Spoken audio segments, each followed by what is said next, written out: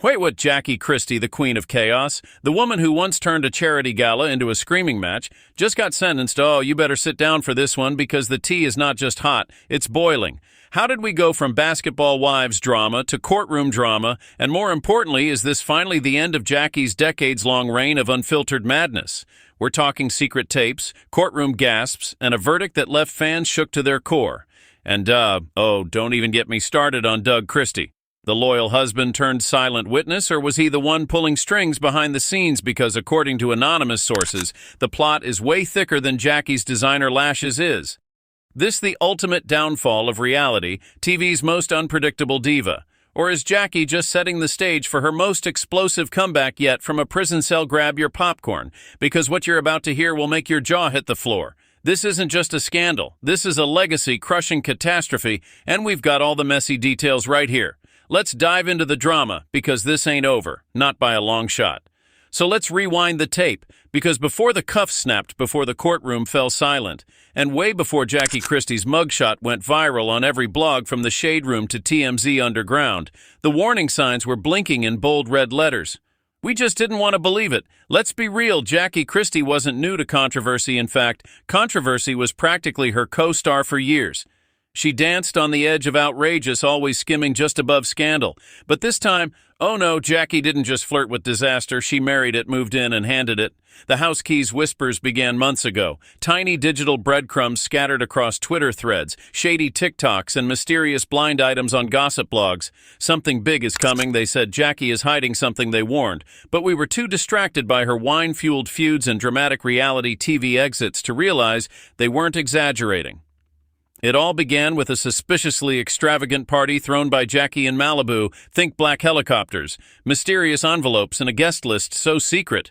Even Doug didn't know half the names, rumor has it. This wasn't just another over-the-top soiree. It was a cover-up. What was she trying to bury underneath all that glitz? According to anonymous sources close to the event, the story takes a darker turn when one of Jackie's old assistants, who we'll call Tasha to protect her identity, came forward with shocking allegations. In a series of anonymous emails, she claimed Jackie was involved in a money funneling scheme. So twisted even the feds couldn't keep up. According to Tasha, Jackie used her nonprofit organizations as fronts to move thousands, no millions of dollars into offshore accounts. It was like watching a mob movie. But in stilettos, she allegedly wrote, "One minute we were handing out scholarships.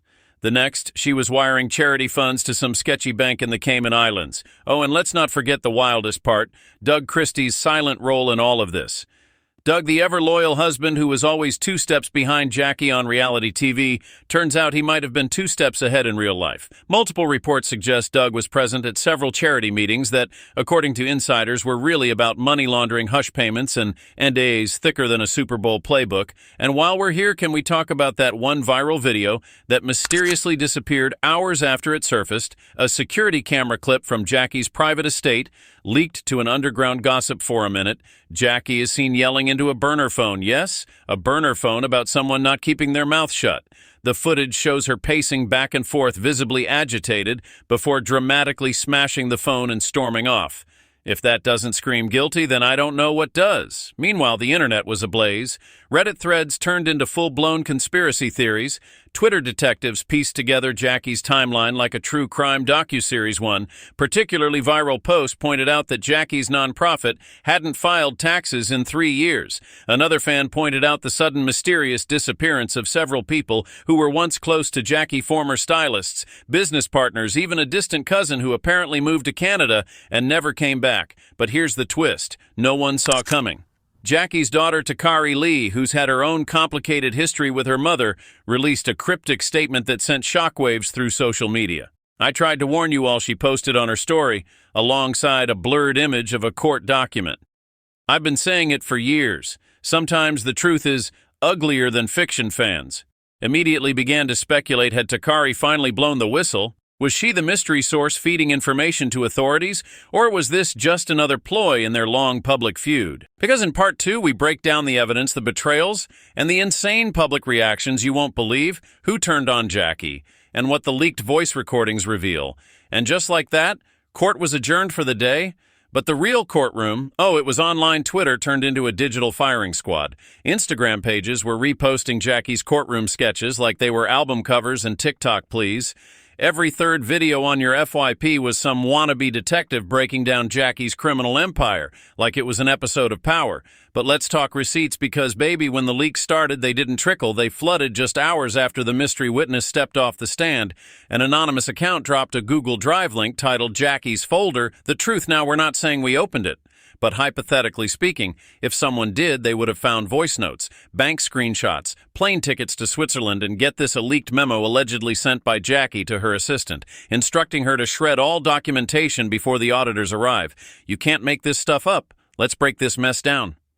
First off, voice notes, several grainy, hushed recordings. Reportedly, Jackie talking to her inner circle revealed conversations about moving funds before the freeze, redirecting donations to personal accounts, and keeping dough in the loop in one clip. She even says, if this leaks, I'm done. We'll all be done. Well, you guessed it, it leaked. Then came the bank records, multiple wire transfers to offshore accounts, some under Jackie's name, others under aliases, that fans are now convinced were fake identities she used for years. One name popped up again and again. J.L. Edwards fans did some digging. Turns out that alias was used to register an LC in the Bahamas, linked to a shell company tied to Jackie's defunct youth empowerment program. Oh, the web she wove, but it gets even juicier. Remember that charity event she hosted with guest speakers, community leaders, and fundraising auctions? Yeah, according to an anonymous caterer who worked that night, the event wasn't even real. She hired actors, the caterer claimed in a since-deleted Instagram story. The panelists were paid the money collected, never went to the kids.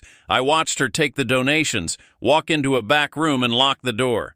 Now let's talk Doug, Mr. Always by her side. More footage surfaced, this time from airport surveillance cams.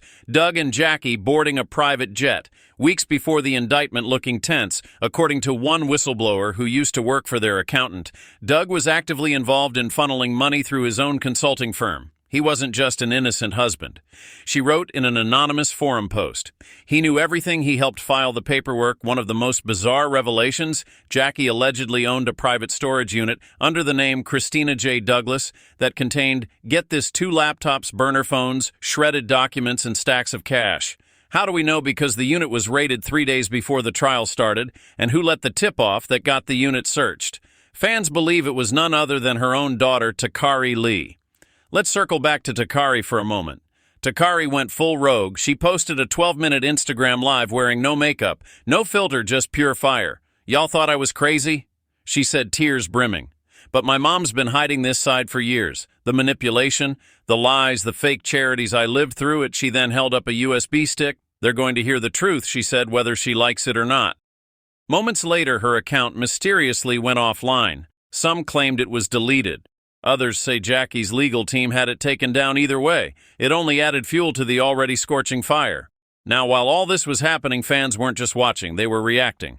Instagram became an open forum. One user wrote, Jackie always gave villain energy. I knew she was up to something shady. Another replied, she was out here embezzling in heels while quoting Bible verses, legendary. Even celebrities started chiming in. Tammy Roman tweeted, I've been peeped that energy when you know. Malaysia Pargo posted a cryptic photo of her sipping tea, captioned Karma, knows your address. And in the biggest plot twist of all, Shawnee O'Neal liked a comment saying Jackie is finally getting what she deserves. The streets were done playing nice podcasts, dropped emergency episodes, YouTubers made 10-part breakdowns, Reddit was lit up with timelines, flowcharts, and wild theories, like one claiming Jackie was part of an underground ring of celebrity scammers led by a secret Hollywood mogul. Okay, maybe that one's a stretch, but hey, it's the internet.